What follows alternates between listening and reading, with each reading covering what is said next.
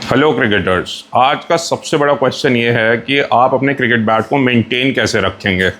ये बैट मैंने खुद अपने लिए बनवाया था अपनी ही फैक्ट्री से। तो आप ध्यान से देखेंगे तो यहाँ देखिए एक बॉल लगी है और थोड़ा सा एज इसका निकल गया है और एक टो पे थोड़ी तेज़ आई थी। वो छक्के के लिए मैं गया तो थोड़ा सा यहाँ से इसका टो भी निकल गया। तो इसका मतलब ये नहीं है कि ये बैट ख़राब है।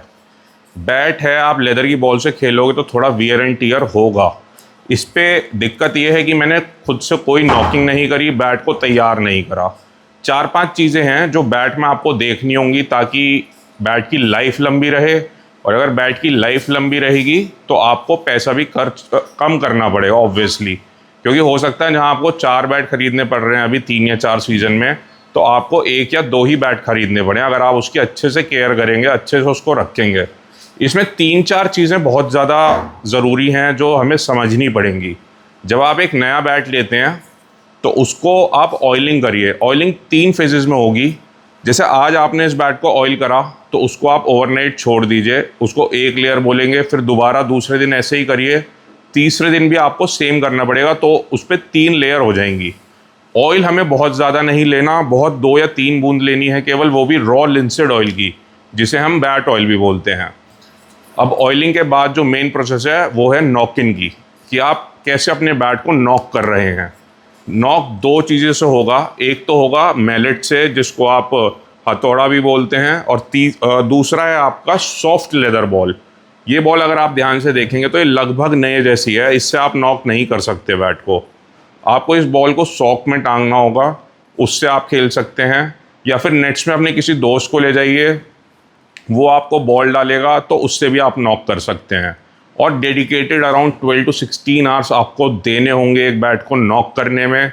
और अगर आप चाहते हैं कि आपको एक बैट मिल जाए जो पहले से ही नॉक्ड हो, तो वो भी आपको मिल जाएगा, वो हम मशीन नॉक करके देंगे।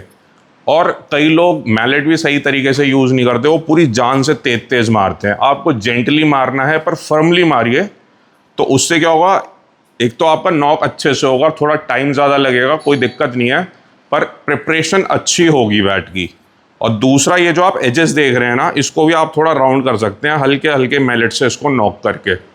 अब इस बैट में गलती क्या हुई है, अगर आप ये क्रैक पे ध्यान देंगे नीचे, तो ये आप खुद से नहीं सही कर सकते। इसके लिए आपको कोई एक्सपर्ट लगेगा और इसके लिए भी आपको कोई एक्सपर्ट लगेगा। और जो नॉर्मल स्प्लिट्स होते हैं ना, जो सरफेस पे आ जाते हैं, उसको ठीक करना बहुत आसान होता है। आप सैंड पेपर लीजिए 0 नंबर का, हल्का सा बैट को रब करिए और एज टेप या फिर एंटी स्कफ शीट आप लगा सकते हैं, वो अच्छे से बैट को प्रोटेक्ट करती हैं। अब इसको मैं आपको बैट की एक आगे वीडियो डालूंगा जिसमें मैं आपको दिखाऊंगा मैंने किस तरीके से इसको सही करवाया है और क्या मेजर्स लिए हैं इसको बैट को सही करने में। तीसरी जो चीज़ है वो है स्टोरेज ऑफ बैट। कई लोग क्या करते हैं, गाड़ी से जाते हैं ग्राउंड में, खेलते हैं, किट गाड़ी में ही रह जाती है। अब चक्कर क्या है, you have to place your bat at somewhere the place where which is cold. गाड़ी में भाई आदमी भट्टी बन जाता है, अगर आप आजकल गर्मी में खोलोगे गेट आप घुस नहीं सकते।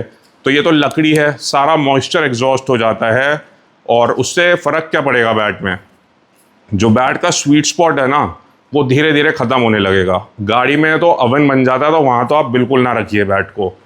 तो ये 3 चीज़ें हमें देखनी है। पहला ऑयलिंग, दूसरा नॉकिंग, तीसरा अगर इस तरीके का कुछ वियर टियर होता है तो आप किसी प्रोफेशनल से ठीक करवाइए, उससे ये चीज़ें ठीक हो जाती हैं। वियर टियर होगा बैट में क्योंकि आप खेलेंगे इतनी हार्ड बॉल से, और बॉल भी आजकल कोई बहुत अच्छी यूज़ नहीं करता। और तीसरा है स्टोरेज ऑफ बैट, और चौथा है स्कफिंग एंड एंटी स्कफ आपको लगाने पड़ेंगे। तो ये 4-5 ही सिर्फ चीज़ें हैं जो आपको मेंटेन करनी है। आपका बैट लंबा चढ़ेगा, आपकी बैट की लाइफ अच्छी रहेगी, और उसको पार भी उसमें मेंटेन रहेगी। अगर इस बैट में अभी मॉइस्चर ख़त्म हो जाए ना 4-5 दिन अगर मैं गाड़ी में छोड़ दूँ, तो आपको फील होगा जैसे हिटिंग में पार ही नहीं आ रही, मैं ताकत लगा रहा हूँ बॉल जा नहीं रही। वो इसलिए होता है क्योंकि मॉइस्चर ही ख़त्म हो जाता है बैट का।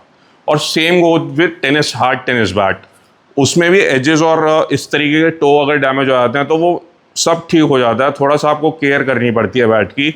और टेनिस बैट की खासियत ये है, उसमें आपको नॉकिंग भी नहीं करनी, बस उसको थोड़ा ड्राई प्लेस में मत रखिए। लोग हमसे कहते हैं भैया फ्रिज के पीछे रख दूं क्या, वहाँ गर्मी होती है, या सूरज में रख दूं।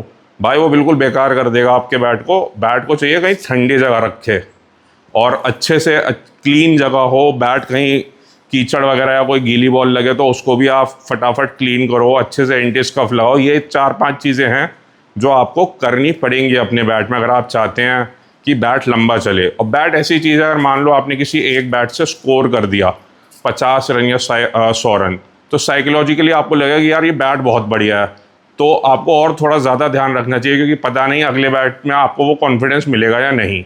तो इन 4-5 चीज़ों का ध्यान दीजिए। मैं नीचे डिस्क्रिप्शन में भी ये सब चीज़ें लिस्ट कर दूंगा और अच्छे से आप लोग फिर समझ पाएंगे कि कैसे बैट को मेंटेन रखना है। और अगर आप किसी भी तरीके का बैट चाहते हैं, player grade Kashmir willow, English willow या हार्ड टेनिस बैट, तो ये सब हमारे वेबसाइट्स पे अवेलेबल हैं। आप नीचे डिस्क्रिप्शन में लिंक छोड़ देंगे हम लोग, आप वहाँ पे जाके देख सकते हैं। तो अच्छे से बैट को मेंटेन रखिए और अपने गेम को इम्प्रूव करिए। Thank you.